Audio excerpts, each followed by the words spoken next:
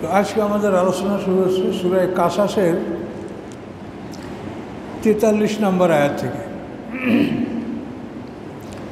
আউযু বিল্লাহি মিনাশ শাইতানির রাজিম।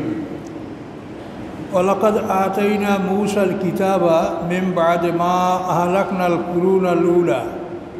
আল্লাহ বলেন, নিশ্চয়ই আমি দান করেছি মূসা আলাইহিস সালামকে কিতাব, মিন বা'দি মা আহলাকনাল কুরুনাল উলা, পূর্ববর্তী বহু জাতিকে ধ্বংস করার পরে। আদ, সামুদ, জাদিস, তাসাম, আশাবাইকা, কওমে তুব্বা, এইসব জাতিগুলি ধ্বংস করার পরে আল্লাহ তাআলা মূসা আলাইহিস সালামকে তাওরাত কিতাব দান করলেন। বাসায়রা লিন-নাস, মানুষের জন্য দৃষ্টি, অর্থাৎ মানুষের জন্য জ্ঞান ও ভাণ্ডার।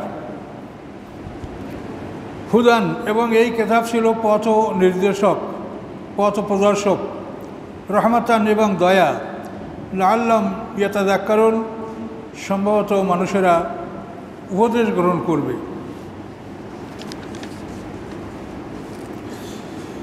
তো ইতিপূর্বে আমরা মূসা আলাইহিস সালামের অনেক কথা এখানে আমরা শুনেছি। এখন আল্লাহ তাআলা এই সামারিটার রেজাল্ট আমাদেরকে বলছেন। ওমা কুনতা বিজানিবিল গারবি, আপনি পৃথিবীর পশ্চিম অঞ্চলে ছিলেন না।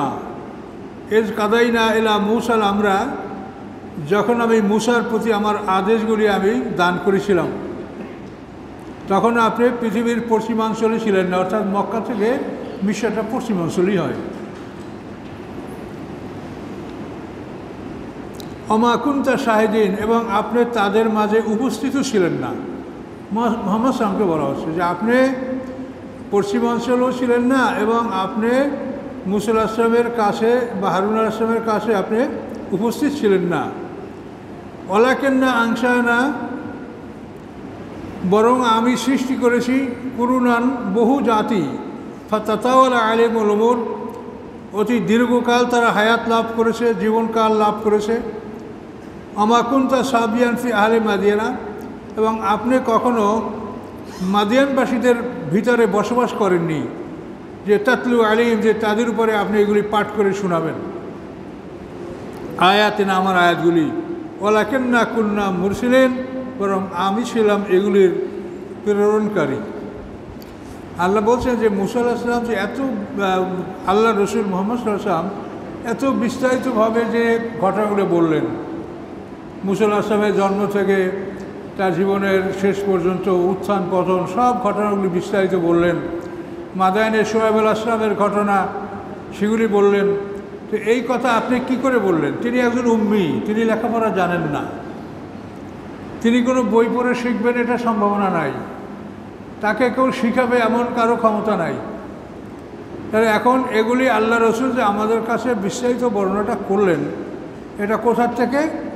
আল্লাহ বলেন, ওয়ালাকিন্না কুন্না মুরসিলিন, আমি ছিলাম প্রেরণকারী, আমি ওহীর মাধ্যমে আপনাকে আমি এই কথাগুলো জানিয়ে দিয়েছি।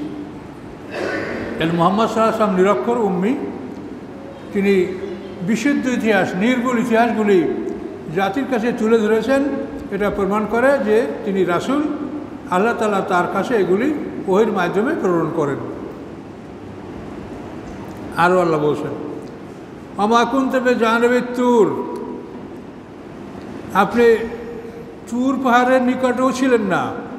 এই যে নাদাইনা, যখন আমি মূসা আলাইহিস সালামকে ডাক দিয়েছিলাম একটি বৃক্ষের মধ্যে, একটি আলোর মধ্যে, এই আলোর থেকে মূসা আলাইহিস সালামকে ডাক দেওয়া হয়েছিল। আল্লাহ তাআলা সেই কথা বলেন যে আপনি তখন তুর প্রান্তে ছিলেন না। এই নাদাইনা, যখন আমি মূসা আলাইহিস সালামকে ডাক দিয়েছিলাম। ওয়ালাকিন রাহমাতাম মির রাব্বিকা, বরং এগুলি সব হলো আপনার রবের পক্ষ থেকে আপনার প্রতি দয়া, যে তিনি আপনাকে দয়া করে এই রেসালাত দান করেছেন। কেন?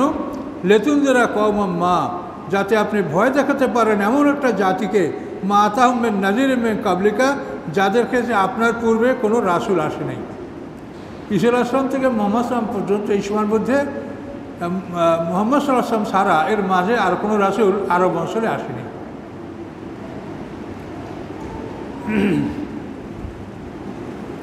তো আল্লাহ তাআলা এই রাসূল পাঠালেন কেন? লাআল্লাহুম ইয়াতাযাক্কারুন, যাতে তারা উপদেশ গ্রহণ করতে পারে যে মুহাম্মদ সাল্লাল্লাহু আলাইহি ওয়াসাল্লাম আল্লাহর রাসূল, তিনি যা বলছেন তিনি আল্লাহর পক্ষ থেকে কথাগুলি বলছেন। ওয়ালাউলা আন তুসিবা মুসিবাতুম বিমা কদ্দামাত আইদিহিম ফায়াকুলু রব্বানা লাউলা আরসালতানা ইলাইনা রাসূলান ফানাত্তাবা আয়াতিক ওয়া নাকুনা মিনাল মুমিনিন। আল্লাহ বলেন, যদি এমনটি না হতো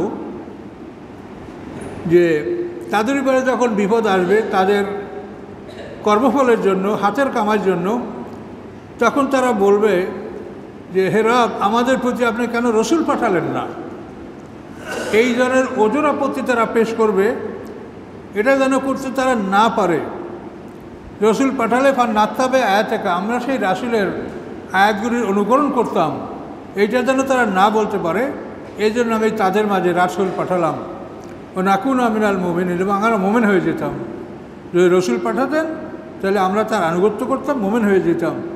এই কথাগুলি যেন তারা বলতে না পারে, এই জন্য আমি তাদের মাঝে মুহাম্মদ সাল্লাল্লাহু আলাইহি ওয়াসাল্লামকে তাদের ভাষায়, মাতৃভাষায়, আরবি ভাষায় আমি নবী পাঠিয়েছি, রাসূল পাঠিয়েছি। ফালাম্মা জাআহুল হক, অতঃপর যখন তাদের কাছে সত্য আসলো, মেনে ইনদিনা, আমার নিকট থেকে, আল্লাহর নিকট থেকে, কলু, তখন তারা বলতে লাগলো লাউলা উতিয়া মিসলামা উতিয়া মূসা, কেন দেওয়া হলো না তাকে অনুরূপ যা দেওয়া হয়েছিল মূসা আলাইহিস সালামকে? মূসা আলাইহিস সালামকে 9টা মুজিজা দেওয়া হয়েছিল, কাজে মুহাম্মদ সাল্লামকে ওইরূপ কেন দেওয়া হচ্ছে না? তখন আল্লাহ তাআলা জবাব দিচ্ছেন, আওয়ালাম ইয়াকফুরু বিমা উতিয়া মূসা মিন ক্বাবলু, ইতিপূর্বে মূসাকে যে মুজিজা দেওয়া হয়েছিল সেগুলি তারা অবিশ্বাস করে নাই? সেই 9টা মুজিজা দেখে কি তারা ঈমান এনেছে? কই, ঈমান তো আনে নাই। তাহলে ওই রকম মুজিজা দাবি করে কী লাভ? মিন ক্বাবলু, ইতিপূর্বে। কলু, তারা বলছিল কি, সেহরানে তাজাহারা, দুই জাদু একে অপরকে সাহায্য করছে। মূসা আলাইহিস সালাম, হারুন আলাইহিস সালাম, দুইজন নবী, একজন নবী একজন রাসূল। এই দুই নবী রাসূল তাদের কাছে আসার পরে তারা কী বলছিল? কলু সেহরানে তাজাহারা, তারা দুইজন জাদুকর একে অপরকে সাহায্য করছে। ও কলু, এবং তারা বলেছিল ইন্না বিকুল্লিন কাফিরিন, আমরা সব কিছু অস্বীকার করছি, আমরা এগুলি কিচ্ছু মানব না। কুল, আপনি বলুন, ফাতু বিকিতাবিন মিন ইনদিল্লাহি ওয়া আহাদা মিনহুমা, আপনি বলুন তোমরা নিয়ে আসো এমন একটা কিতাব আল্লাহর নিকট হতে, ওয়া আহাদা মিনহুমা, যেই কিতাবটি এই দুইটি কিতাবের চাইতে অধিক পথ প্রদর্শনকারী। দুইটি কিতাব হলো তাওরাত এবং কোরআন। এই দুটি কিতাব হতে আরও অধিক পথ প্রদর্শনকারী, সৎপথ প্রদর্শনকারী কোনো কিতাব তোমরা নিয়ে আসো, তাহলে আত্তাবিহু, আমি সেই কিতাবটা মানব। রাসূল বলেন, তাহলে আমি সেই কথাটা মানব। এরকম কথা কোরআনে আরও আসে। ইহুদিরা, খ্রিস্টানরা আল্লাহর সন্তান আছে বলে দাবি করে। তখন আল্লাহ বলছেন আল্লাহ রসুলকে যে আপনি বলেন, কুল, আপনি বলেন, লাউ কানা লির-রহমানি ওয়ালাদুন ফাআনা আউয়ালুল আবিদিন, রহমানের যদি কোনো ছেলে থাকে তো আমি সবার আগে তার ইবাদতকারী হব। তোমরা যদি প্রমাণ করতে পারো যে রহমানের ছেলে আছে, আল্লাহর ছেলে আছে, তাহলে আমি সবার আগে, আউয়ালুল আবিদিন, আমি সবার আগে সেই রহমানের ছেলের ইবাদত আমি করব, কিন্তু প্রমাণ করব। ছেলে কোত্থেকে আসো, তার মা কই, মা কোত্থেকে আসো, তার বাবা কই, এগুলি সবই তোমরা তথ্য দাও। কিন্তু কিছুই তারা দিতে পারছে না, কিন্তু গায়ের জোরে বলছে, আর সেগুলি তারাও মানছে, মানুষরাও মানছে। কোটি কোটি মানুষ বিনা দলিলের কথা মানছে। আর আমাদের সমাজের অবস্থাও তাই, কোটি কোটি মানুষ বিনা দলিলের কথা মানছে, দলিলের কথা তারা মানে না। যেটা প্রচলিত সমাজে পেয়েছে এটাই তারা মনে করে যে সেই সঠিক। তো আল্লাহ তাআলা সব দৃষ্টান্তগুলি স্পষ্ট করে দিচ্ছেন। এখন আল্লাহ বলেন, ফাইল্লাম ইয়াস্তাজিবু লাকা, আপনার এই সমস্ত কথার জবাব যদি তারা না দেয়, ফালাম, নিশ্চয়ই আপনি জেনে রাখুন, আন্নামা ইয়াত্তাবিউনা আহওয়াহুম, নিশ্চয়ই তারা কামনা বাসনা, নিজের মনের ইচ্ছার অনুকরণ করে, তাদের কাছে কোনো দলিল প্রমাণ নাই। অমান আদাল্লু মিম্মান, কে অতি পথভ্রষ্ট ওই ব্যক্তি চাইতে ইত্তাবা হাহু, যে নিজের মনের ইচ্ছার অনুকরণ করে, মনে যা চায় তাই বলে, মনে যা চায় তাই করে। বেগারে হুদাম মিন আল্লাহ, আল্লাহর পক্ষ থেকে কোনো পথ প্রদর্শন ছাড়া, নির্দেশ ছাড়া মনে চায় তাই যে করে, সে অত্যন্ত ভ্রষ্ট। ইন্নাল্লাহ লা ইয়াহদিল কওমাজ জালিমিন, নিশ্চয় আল্লাহ তাআলা জালেম সম্প্রদায়কে কখনোই পথ প্রদর্শন করে না। সম্মানিত শুধু মনের ইচ্ছার কামনা, ইচ্ছার আনুগত্য এটা করা যাবে না।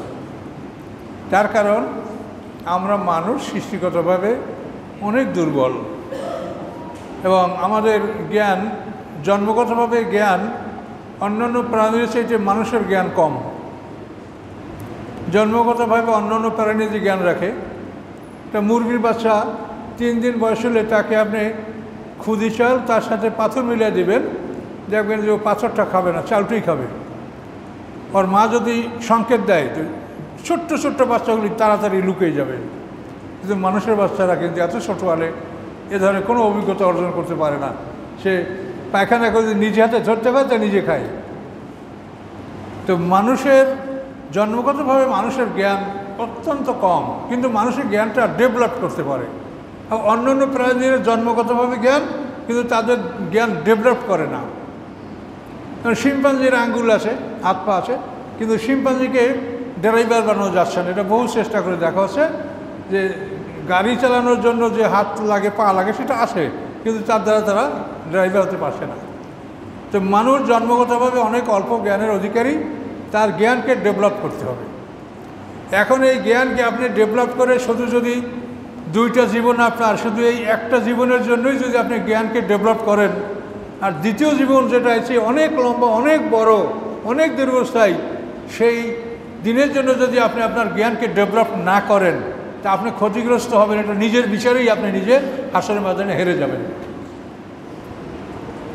যে আপনার জ্ঞানকে ডেভেলপ করতে হবে। আপনি এমনি বুঝতে পারবেন না ইসলাম কেমন। যেমন আপনি চেষ্টা না করে এমনি আপনি মাস্টার ডিগ্রি নিতে পারেন নাই, বহু পরিশ্রম করতে হয়েছে। তো এই জন্য পরকাল বোঝার জন্য, দিন বোঝার জন্য আপনাকে অনেক সময় দিতে হবে, ব্যয় করতে হবে। এই জন্য এই বিষয়গুলি মানুষের চিন্তাভাবনা করতে হবে। এবং নবী রাসূলের আগমনের উদ্দেশ্য এটাই যে একটা মানুষের জীবনের প্রথম থেকে শেষ পর্যন্ত তাকে একটা পরিচয় দিয়ে দেওয়া, যে একটা মানুষের জীবনে 8টা পর্ব। আমরা মানুষ, আমাদের জীবনের শুরু হলো মৃত্যু থেকে। কাইফা তাকফুরুনা বিল্লাহি ওয়া কুনতুম আমওয়াতা, কীভাবে তোমরা কুফরি করছো, তোমরা ছিল মৃত্যু। আমরা সবাই মৃত্যু ছিলাম। আদম আলাইহিস সালামের পিঠ থেকে, আদম সন্তানদের থেকে আমাদেরকে পর্যায়ক্রমে, অর্থাৎ আদম থেকে তার 120 জোড়া সন্তান, সেই সন্তানের পিঠ থেকে তাদের সন্তান, তাদের পিঠ থেকে তাদের সন্তান, এভাবে আমার পিতার থেকে আমাকে, আপনার পিতা থেকে আপনাকে, এভাবে পর্যায়ক্রমে মানুষগুলি সব বের করার পরে আল্লাহ শুধু একটা প্রশ্ন করছেন, আলাস্তু বিরব্বিকুম, আমি কি তোমাদের রব নই? আমি কি তোমাদের রব নই? ক্বালু বালা, আমরা সবাই বলছি সমস্যারে যে হ্যাঁ, আপনি আমাদের রব। এই সাক্ষী গ্রহণ করার জন্য আমাদের মধ্যে যে মুহূর্তের জন্য একটা জীবন সঞ্চার করা হয়েছিল, এটাকে জীবনের মধ্যে ধরা হয় নাই। এটা কোনো উপভোগ করার জীবন ছিল না। এখানে কেউ কিছু উপভোগ করতে পারে নাই, শুধু একটা কথার জবাব দিয়েছে। কিন্তু এই কথার জবাব দেওয়ার জন্য মানুষের মধ্যে প্রাণ সঞ্চার করতে হয়েছে। তো এই যে প্রাণ সঞ্চার করা এবং তার থেকে একটা উত্তর নেওয়া, এটা হলো যে মানব সৃষ্টি, এটার মানে কমপ্লিশন, এটা মানে চূড়ান্ত, যে এইবারে মানব সৃষ্টিটা চূড়ান্ত হয়েছে। আপনি একটা কিছু আবিষ্কার করলে সেটা যদি আপনি পরীক্ষা না করেন, ততক্ষণ পর্যন্ত আবিষ্কারটা সফল হয় না বা পূর্ণতা লাভ করে না। অ্যাটম বোম বানায় যদি টেস্ট না করে, ততক্ষণ পর্যন্ত এটা পূর্ণতা লাভ করে না। তো আল্লাহ মানুষ বানাইছেন ইবাদতের জন্য, সে ইবাদতের যোগ্য কি না এইটা বোঝার জন্য তাকে পরীক্ষা করতে হবে। তাহলে তার সৃষ্টির ব্যাপারটা কমপ্লিশন, এটা পুরো কমপ্লিট হয়ে যায় না, এই সৃষ্টিটা সমাপ্ত হলো। তো আমাদেরকে যে একটু সময়ের জন্য আমাদের মধ্যে প্রাণটাকে ইনফিউজ করা হয়েছিল, আমাদের মধ্যে জীবন সঞ্চার করা হয়েছিল, এটা হলো যে আমরা যে উদ্দেশ্যে আমাদেরকে সৃষ্টি করা হয়েছে, আমরা সেই উদ্দেশ্যের জন্য ঠিক আছি কি না, আমরা ঠিকমতো সৃষ্টি হয়েছি না, প্রপারলি আমরা তৈরি হয়েছি কি না। তো ওইটা জীবন না, ওটা শুধু আল্লাহ পরীক্ষার জন্য একটু জীবন সঞ্চার করে একটা প্রশ্ন করে আমাদের সবাইকে মৃত্যু দান করলেন। এই মৃত্যুটার থেকে আমাদের জীবনের পর্ব শুরু। তো এখন আমরা সবাই একসঙ্গে মারা গেলাম, আবার হাসরের মাঝে আমরা সবাই একসাথে উঠব। ইসরাফিলের দ্বিতীয় সিংহার ফুৎকারে আমরা সবাই একসাথে উঠব। প্রথম সিংহার ফুৎকারে আমাদের পদার্থের দেহটা একত্রিত হবে, হওয়ার পরে আমরা 40 বছর বিরতি থাকবে, আমরা ঘুমিয়ে থাকব। দ্বিতীয় সিংহার ফুৎকারে আমরা সবাই একসাথে উঠব। তাহলে এখন দেখেন আমাদের সবাই মৃত্যু হলো একসঙ্গে, আবার দ্বিতীয় জীবন আমাদের শুরু হবে সবাই একসঙ্গে, কিন্তু মাঝখানের পর্বগুলি আমাদের আলাদা। আদমের পিঠ থেকে, আমাদের পিতাদের পিঠ থেকে আমরা সাক্ষী দিলাম, আমরা মরে গেলাম। মরে যাওয়ার পরে আমরা এখন আসছি। আমাদের পিছনে হাজার হাজার বছর পর্যন্ত পৃথিবীতে মানুষের আগমন ঘটছে, ঘটে নেই? তাহলে আমাদের পৃথিবীতে আসাটা, অর্থাৎ মানে মৃত্যুর পরে যে বরজাক, পর্দার আড়ালে জগৎ, এইটা আমাদের সমান না। যারা নূহ আলাইহিস সালামের জমানায় জন্মগ্রহণ করেছে তাদের জীবনে পিছনের সময় খুব কমই ছিল। মরার পরে সামনে বিশাল বরজাক, পর্দার আড়ালের জগৎ। আমাদের সামনে বরজাক কম, পিছনে আমাদের বরজাক বেশি গেছে। তাহলে মানুষের জীবনের প্রথম পর্ব হলো মৃত্যু। মৃত্যুর পরে বরজাক, মানে পর্দার আড়ালে জগতে ঢুকে পড়া। সেই পর্দার আড়ালে জগৎ থেকে আমরা পর্যায়ক্রমে পৃথিবীতে আসতেছি, একসঙ্গে আসতেছি না। কেউ এখন, কেউ আরও সামনে, কেউ আরও পিছনে আসছি। তাহলে আমাদের মৃত্যু একসঙ্গে, মৃত্যুর পরে বরজাকে ঢুকলাম, বরজাক থেকে জন্ম, এইখানে হলো আমাদের ব্যবধান, যে আমরা একসঙ্গে জন্মগ্রহণ করছি না। আমাদেরকে পর্যায়ক্রমে জন্মগ্রহণ করাবে, বাড়াবে, পরীক্ষা নেবে, আবার বিদায় করবে। এটা তো পরীক্ষার ফল, এখানে এই জন্য একসঙ্গে আমাদেরকে ঢুকানো হবে না। তাহলে প্রথম মৃত্যু, এই প্রথম পর্বটা সবাই একসঙ্গে হয়েছে। তারপর হলো বরজাক, পর্দার আড়ালে জগতে ঢোকা। এই পর্দার আড়ালে জগতে আমরা পিতামাতার পিঠে আমরা অবস্থান করছিলাম, এবং পিতামাতার পৃষ্ঠ থেকেই আমরা দুনিয়াতে আসি, এটা আপনারা সবাই জানেন। তাহলে মৃত্যু, বরজাক, এই বরজাক বা পর্দার আড়ালে জগৎ, এই বরজাকের পরে আমাদের জন্ম, জন্মের পরে আমাদের এখন জীবন, এই জীবন উপভোগ করছি। কতটা হলে দেখেন, মৃত্যু, বরজাক, জন্ম, জীবন, কি পাইলেন? 4টে পর্ব, বুঝতে পারছেন? মৃত্যু, বরজাক, মৃত্যুর পর্দার জগতে ঢুকলাম, বরজাকেরও জন্ম, জন্ম পরে জীবন, এ হলো 4। জীবনের সামনে কি? আবার মৃত্যু। এই মৃত্যুর সামনে কি? আবার বরজাক। মৃত্যুর পরে আমাদেরকে বরজাকে ঢুকিয়ে দেওয়া হবে। কোরআনে আল্লাহ বলছেন, ওমেন ওয়ারাইহিম বারজাকুন ইলা ইয়াউমি ইউবআসুন, তাদের সামনে পর্দার আড়ালে জগৎ পুনরুত্থান পর্যন্ত। ডাইরেক্ট কোরআনের আয়াতের কোনো দুর্বলতা নেই। তাহলে এই আমাদের এই জন্মের পরে সামনে মৃত্যু, মৃত্যুর পরে বরজাক, বরজাকের পরে ইসরাফিলের সিংহার ফুৎকারে আমাদের দ্বিতীয় জীবন। এইবারে আমরা সবাই একসঙ্গে জীবিত হব, জন্ম হব। এই জন্মের পরে আমাদের জীবন শুরু হবে, এটা হলো আমাদের দ্বিতীয় জীবন। তাহলে এখন আবার দেখেন, প্রথম হলো মৃত্যু, মৃত্যুর পরে বরজাক, বরজাকের পরে জন্ম, জন্মর পরে এই জীবন, এই 4। জীবনের পরে আবার মৃত্যু, মৃত্যুর পরে বরজাক, বরজাকের পরে জন্ম, জন্মের পরে দ্বিতীয় জীবন, অনন্ত জীবন। তাহলে প্রথম মরণটা হয়েছে একসাথে, আর দ্বিতীয় জন্মটা হচ্ছে একসাথে। এই শুধু মাঝখানে বরজাকার জীবন, এইটা আমাদের ব্যবধান। তো এগুলি সব মিলিয়ে প্রত্যেকটা মানুষের বয়স সমান, কেউ কারো সাথে ছোটও না বড়ও না। আমি এখন, আমার পিছনে বরজাক ছিল বেশি, হায়াত আছে, সামনে বরজাক কম, এই 3টা মিলাইলে বয়স সমান হয়ে যাবে।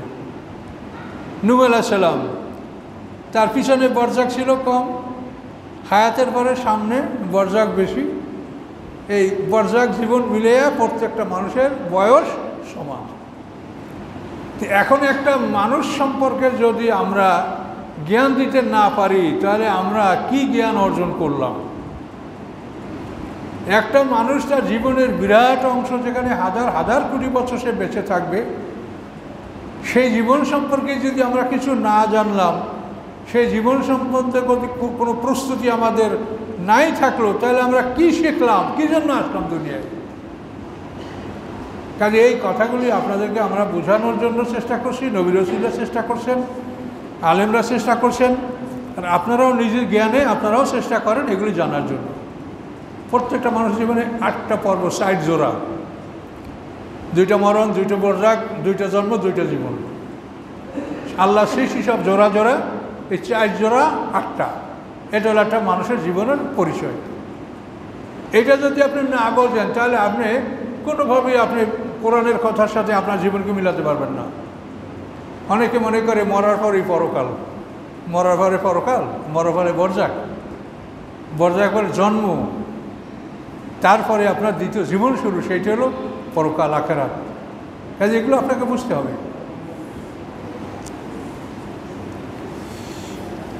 আল্লাহ বলেন ওয়ালাকাদ আরসালনা লাহুমুল কাওলা লাআল্লাহুম ইয়াতাযাক্কারুন। আল্লাহ বলেন আমি আরসালনা মানে মিলিয়ে রাখা, মানে একের পর এক, একের পর এক, আমি একের পর এক তাদের জন্য কথাগুলি আমি পাঠিয়েছি। লাআল্লাহুম ইয়াতাযাক্কারুন, যাতে তারা উপদেশ গ্রহণ করতে পারে। একের পর এক, একের পর এক আমি তাদের উপদেশ বাণী পাঠিয়েছি যাতে তারা উপদেশ গ্রহণ করতে পারে। আল্লাযীনা আতাইনাহুমুল কিতাব মিন ক্বাবলিহি হুম বিহি ইউমিনুন, যাদেরকে আমি দিয়েছি কিতাব মিন ক্বাবলিহি, এই কোরআনের পূর্বে, মুহাম্মদ সাল্লাল্লাহু পূর্বে, হুম বিহি ইউমিনুন, তারা এই কোরআনের প্রতি ঈমান আনে। অর্থাৎ পূর্ববর্তী আহলে কিতাব তারা এই কোরআনকে বিশ্বাস করে। ওয়া ইযা ইউতলা আলাইহিম, যখন তেলাওয়াত করা হয় তাদের উপরে, ক্বালু, তখন তারা বলে আমান্না বিহি, আমরা এই কোরআনের প্রতি ঈমান আনলাম। ইন্নাহুল হাক্কু মির রাব্বিনা, নিশ্চয়ই কোরআন সত্য আমাদের রবের পক্ষ হতে। ইন্না কুন্না মিন ক্বাবলি মুসলিমিন, নিশ্চয়ই আমরা এর আগেও আত্মসমর্পণকারী ছিলাম। মানে এই যে তাকে পাঠ করে শুনো, এর আগেও, অর্থাৎ এর আগে মানে তাদের কাছে তাওরাত ছিল, সেই কিতাবেও মুহাম্মদ সাল্লাল্লাহু আলাইহি ওয়াসাল্লাম এবং কোরআনের কথা উল্লেখ আছে। সেই জন্য বলে যে এর আগেও আমরা এই কিতাবের প্রতি আত্মবিশ্বাসী আমরা ছিলাম। আল্লাহ বলে উলাইকা ইউতাউনা আজরাম মাররাতাইন, এদেরকে আল্লাহ তাআলা তাদের দ্বিগুণ সব দান করবেন, 2 বার দিবেন। যেহেতু তারা পিছনে আসমানি কিতাবে ঈমান এনেছে, এই জন্য তারা একটা সব পাবে। আবার কোরআন নাযিল হওয়ার পরে কোরআনের উপরেও তারা ঈমান আনলো, এই তাদের ডবল ঈমানের জন্য তারা ডবল সব পাবে, এটা আল্লাহ ঘোষণা করলেন। উলাইকা ইউতাউনা আজরাম মাররাতাইন, এদেরকে আল্লাহ তাআলা 2 বার সব দিবেন, বিমা সাবারু, তাদের ধৈর্যের কারণে। ওয়ায়াদরাউনা বিল হাসানাতি সাইয়্যা, এবং তারা দূর করে ভালো দ্বারা মন্দকে, ভালো দ্বারা মন্দকে দূর করে। অর্থাৎ আপনি একটা গালি দিছে, আপনি গালি দিতে পারবেন না, আপনি ধৈর্য ধারণ করবেন এবং তাকে উপদেশমূলক কথা বলবেন। আপনাকে একজনের ক্ষতি করছে, আপনি তার উপকার করেন, আপনিও ক্ষতি করিয়েন না। এটা হলো মুমিনদের বৈশিষ্ট্য এবং আল্লাহর শিক্ষা। ওয়ায়াদরাউনা বিল হাসানাতি সাইয়্যা, তারা ভালো দ্বারা মন্দকে প্রতিহত করে। এইটা কিন্তু একটা বিরাট ব্যাপার, এটা ছোটো মনে করবেন না। একজনে আপনাকে গালি দিয়েছে, মন্দ বলেছে, আপনাকে তিরস্কার করেছে, এটা ধৈর্য ধারণ করে যে আপনি তার সাথে ভালো ব্যবহার করবেন, এটা কিন্তু একটা বিরাট সাধনার ব্যাপার। আমাদের তো কি একটা মন্দ বললেই সাথে সাথে আমার শরীর দ্বিগুণ রাগ হয়ে যায়, সে একটা বলছে আমি তাকে 2টা বলি, এইটাই তো সমাজের স্বভাব।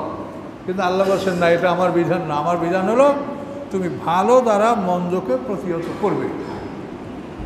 কখনোই তোমাকে মারলে, কাটলে, আঘাত করলে, জখম করলে তুমি তার প্রতিশোধ নিতে পারবা, এটা শরীয়তে বিধান রাখা হয়েছে। কিন্তু গালিগালাজ করলে তার কোনো প্রতিকার বিধান রাখা হয় না। সেখানে বিধান রাখা হয়েছে যে তুমি ভালো দ্বারা সেটাকে প্রতিহত করবে। কী কথা বলতে পারলেন? কোনো বলছে দাঁতের বদলে দাঁত, নাকের বদলে নাক, কানের বদলে কান, জুরহা কেসাস, সমস্ত আঘাতের প্রতিশোধ আছে, সমস্ত আঘাতের কেসাস আছে, কিন্তু গালিগালাজের কোনো কেসাস নাই। এই জন্য সবসময় আপনি এই খাসলাতটা অর্জন করা, এটা বিরাট সাধনার ব্যাপার। আপনি অনেক ধৈর্য ধারণ না করলে এই স্বভাব আপনি অর্জন করতে পারবেন না। যে আপনাকে গালি দিয়েছে, আপনি কিছু উত্তর না করে আপনি তাকে ভালো কথা দ্বারা তাকে আপনি বুঝালেন। এটা যদি আপনি করেন, তো এইভাবে যদি একাধিকবার হয়, তা দেখবেন যদি ওই লোকটার ভাগ্য ভালো হয়, তো ওই লোকটা আপনার কাছে লজ্জিত হবে, ওই লোকটা আপনার কাছে লজ্জিত হবে। সে হয়তো আর খারাপ কথা আপনাকে আর নাও বলতে পারে।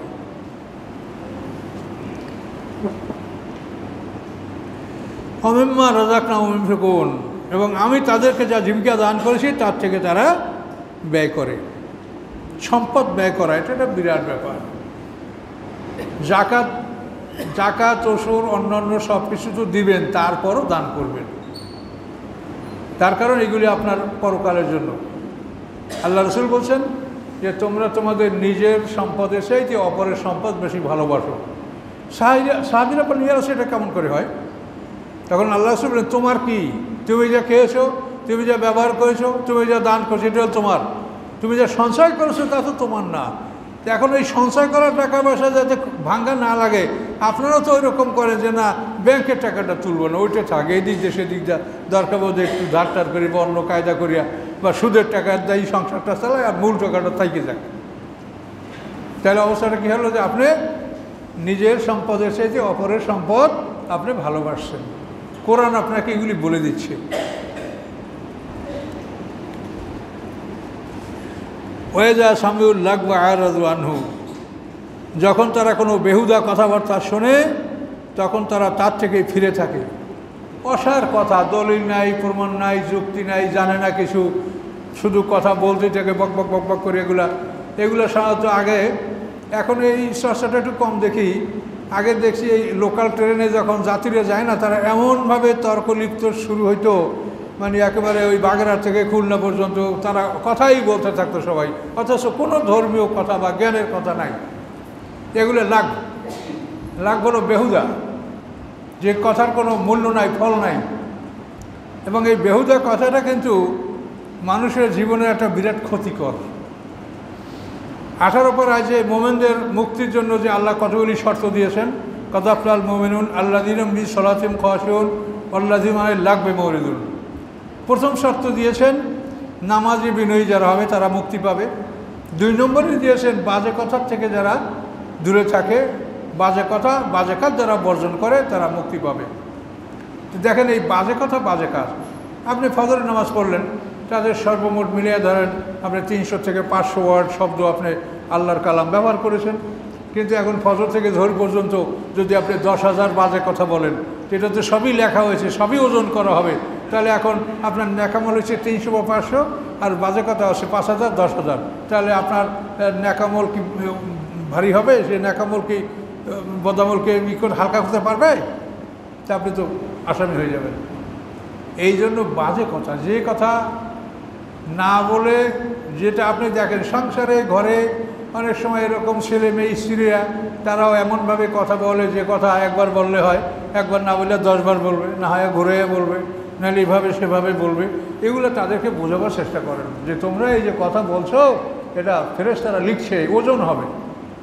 তুমি নামাজ পড়ছো কতটুক, তুমি ফজরের পরে কোরআন শরীফ তেলাওয়াত করছো 1 পারা, কিন্তু এর ফলে তুমি 6টা থেকে 12টার মধ্যে তুমি 10,000 বাজে কথা বলছো, তাহলে তোমার লাভ হলো কি? এই জন্য লাভ কথাটা আল্লাহ বলছেন, এটাকে কোনো ছোটো মনে করবেন না।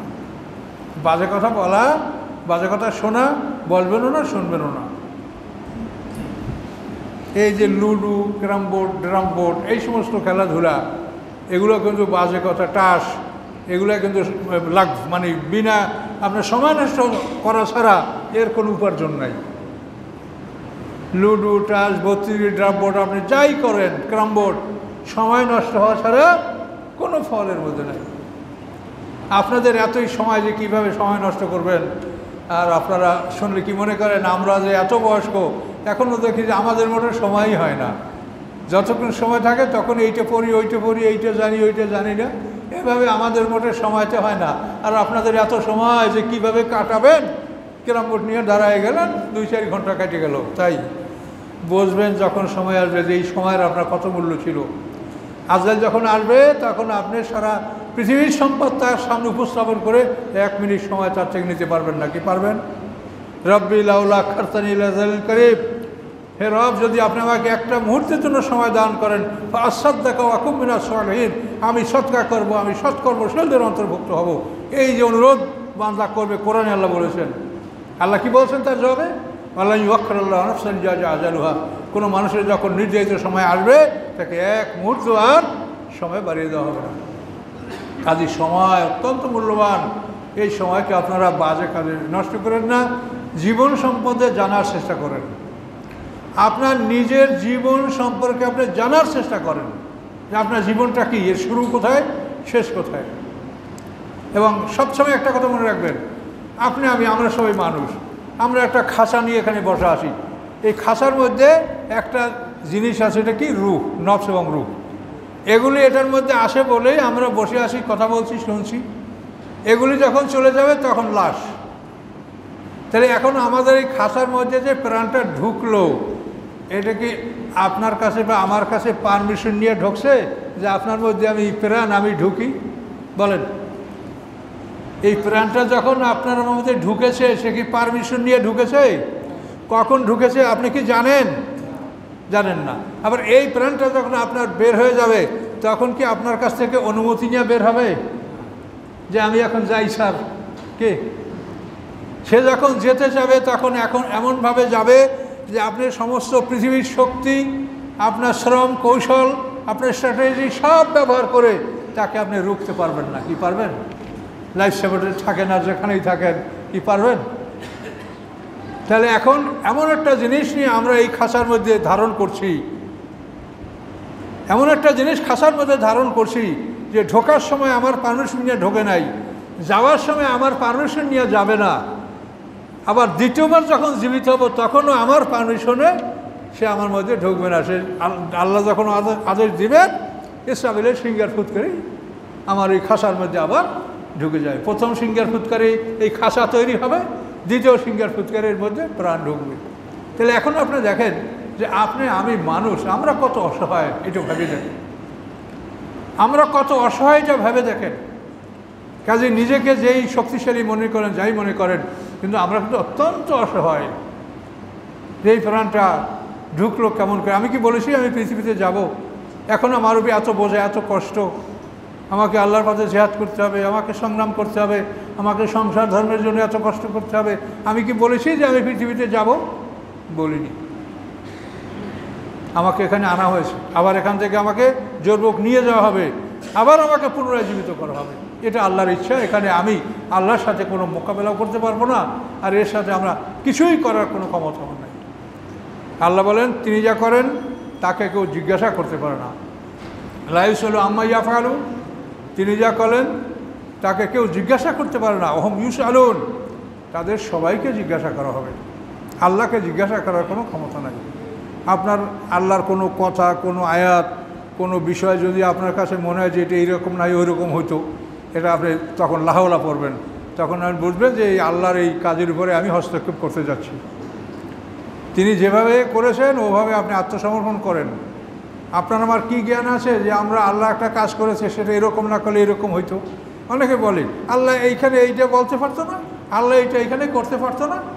এটা যে কত বড় অপরাধ সেটা আপনি বুঝবেন সময় মতো। আল্লাহকে আপনি শিখাবেন যে কী কোন রকম নাজর হলে ভালো হইতো? কাজে খবরদার। দিন কথার মূল বিষয়টা হলো সারেন্ডার। ইব্রাহিম আলাইহিস সালামের জাতির পিতা, তার বৈশিষ্ট্য হচ্ছে কি? সারেন্ডার। ইজ কল রব্বু আসলিম কল আসলাম তুল রব্বিল আলামিন। আল্লাহ বলছে ইব্রাহিম তুমি সারেন্ডার করো, তিনি বললেন আসলাম তুল রব্বিল আলামিন, মহাবিশ্বের প্রতিপালকের কাছে আমি আত্মসমর্পণ করলাম। কাজে ইসলামের মূল বিষয়টা আত্মসমর্পণ। নিজেকে জ্ঞানী মনে করা হবে না। আমি আল্লাহর গোলাম, আমি নির্বোধ, আমার কোনো জ্ঞান নাই, আল্লাহর জ্ঞান থেকে আমি জ্ঞান অর্জন করব।